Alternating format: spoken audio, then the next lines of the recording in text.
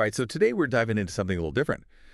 It's called Princess Workbook Purple. Ah, yeah. And, you know, I think a lot of us have seen workbooks like this, maybe even used them ourselves as kids. Mm-hmm.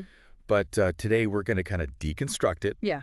see what's going on in these pages, and figure out how it's cleverly, introducing early learning concepts. Right. I mean, on the surface, they're, fun activities for kids, but there's a lot of developmental thinking behind it. Exactly. Yeah. So it's kind of like a shortcut to seeing this seemingly simple workbook Uh-huh. in a whole new light. Yeah. So the first page that we see here is trace the lines. Right. Now, this seems pretty basic, Yeah. just lines going every which way. Mm-hmm. But what's the foundational skill that this activity is trying to develop? Well, it's all about fine motor skills. Oh. The ability to control those small muscles in the hands and fingers Uh-huh. to make those precise movements. And, when kids are tracing these lines, it's not just about staying within the lines. Right. It's about building that hand-eye coordination Okay. and the muscle control that they'll need later on for things like writing. So it's like setting them up for Exactly. success down the line. Yeah. And the more they practice these kinds of activities, Right. the stronger those neural pathways become. Interesting. Okay, so after trace the lines, we have count the princesses. Okay. And it looks like there's a group of princesses. Yeah. And the instruction is count and write the number. Right. So here we're building on those fine motor skills from the tracing, Okay. but now we're also introducing the idea of numeracy, understanding numbers. Yeah. So this activity is helping them grasp that concept of one-to-one correspondence. One-to-one correspondence. Yeah. Basically making sure that each princess gets counted only once. Okay. So, no princess left out, and we're not counting any princess twice. Right. And then that step of writing the number Uh-huh. connects that counting to their early writing skills. So it's like they're getting a double dose of learning there. Absolutely. All right. Okay. Moving right along, we have color by number. Yeah, classic. And there are two images, a princess and a crown, each with a color key. What?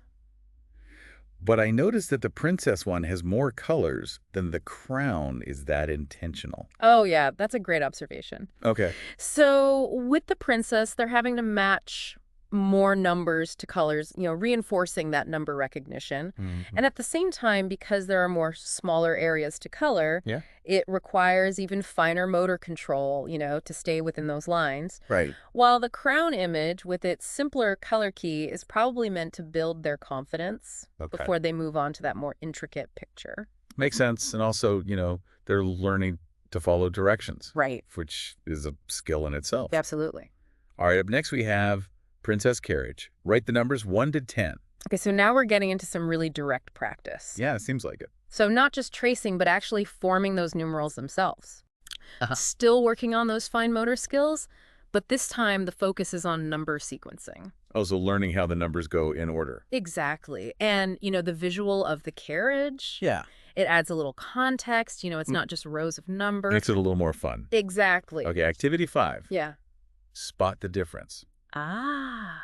So in each row, we have to find that one princess or that one element that's just slightly different from the others. Right. And this is actually a really important skill. Yeah. It's about visual discrimination, training the brain to pick up on those subtle differences. Uh-huh. And that's something that's going to be really important for things like reading comprehension, later on, and even scientific observation. Interesting. So it's really building those foundational skills for paying attention to detail. Exactly. Right. Then we go back to tracing numbers 1 to 10 and tracing letters A to Z. Right. So more tracing. Yeah, a lot of tracing in this workbook. But that repetition is key. It's how kids really solidify those fine motor skills and that physical memory of forming those numbers and letters. So they get it in their muscle memory. Exactly. And by introducing both uppercase and lowercase letters in that sequential order, it's laying a strong foundation for literacy. Makes sense. Mm-hmm. Okay, and to wrap up the activities, we have a princess maze. Right? Actually, 2 mazes, one to the carriage and one to the castle. Yes, so mazes. Yeah. They're so great for developing problem-solving skills. Oh, really? Yeah. Kids have to think ahead, plan a route, Uh-huh. anticipate those dead ends, and figure out how to navigate the pathways to reach their goal. Right.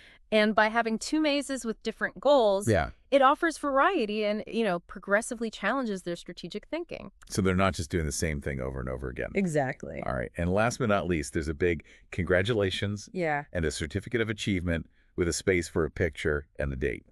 Adding in those elements of positive reinforcement, it's so important. It gives kids that tangible sense of accomplishment Okay. and encourages a really positive attitude towards learning. Makes sense. And then that little touch of personalization Yeah. makes that achievement even more meaningful. Right. So it's like their own personal little victory. Exactly. So, wow, it seems like this Princess Workbook, Purple, is doing a lot more than just keeping kids occupied. Yeah.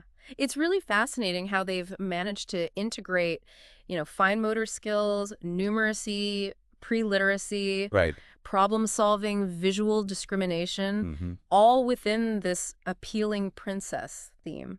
So, for our listeners out there, this deep dive shows us that even seemingly simple activities can have these layers of developmental purpose. Yeah. It really makes you think about the thought that goes into creating these early learning tools. Absolutely.